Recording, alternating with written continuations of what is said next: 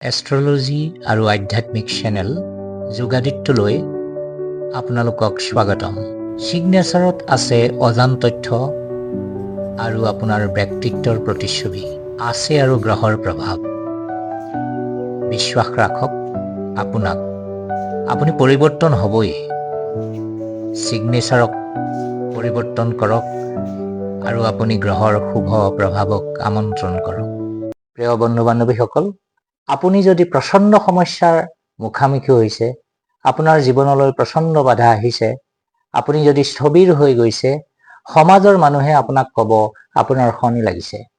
নমস্কাৰ, মই ডক্টৰ মৃদুল শইকীয়াই আজিৰ ছিগনেচাৰ এষ্ট্ৰলজিৰ এপিছডলৈ শনি গ্ৰহে কেনেকৈ আপোনাৰ জীৱনত ছিগনেচাৰত প্ৰভাৱিত কৰিব পাৰে তাক ক'বলৈ ওলাইছোঁ।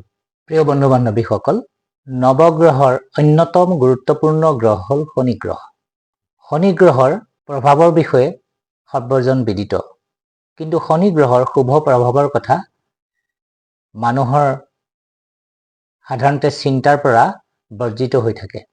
শনি গ্ৰহ হ'ল পূৰ্ব আৰু বৰ্তমান জন্মৰ কৰ্মফলদাতা, ন্যায়ৰ দেৱতা। শনিৰ প্ৰভাৱত মানুহৰ জীৱনলৈ তীব্ৰ বৈৰাগ্য, অনুশাসন, কষ্ট সহিষ্ণুতা, অধ্যৱসায় এই গুণবোৰ আহে। আপুনি যদি ভাল কাম কৰে, শনিৰ প্ৰভাৱত আপুনি ভিক্ষাৰীৰ পৰা ৰজা হ'বও পাৰে।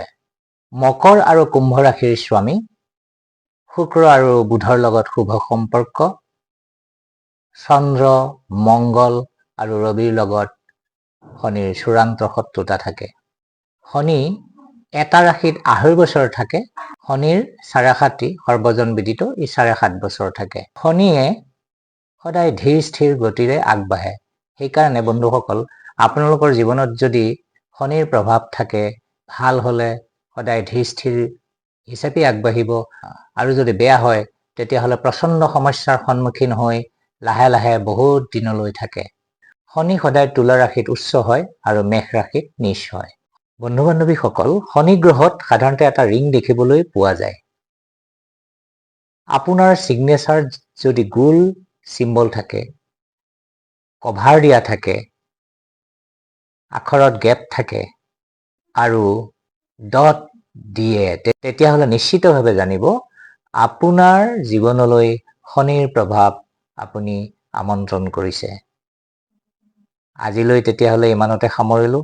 পৰৱৰ্তী খণ্ডত আৰু ছিগনেচাৰত বেলেগ বেলেগ গ্ৰহৰ প্ৰভাৱৰ কথা আলোচনা কৰিম। ধন্যবাদ। আপোনাৰ দিন শুভ হওক।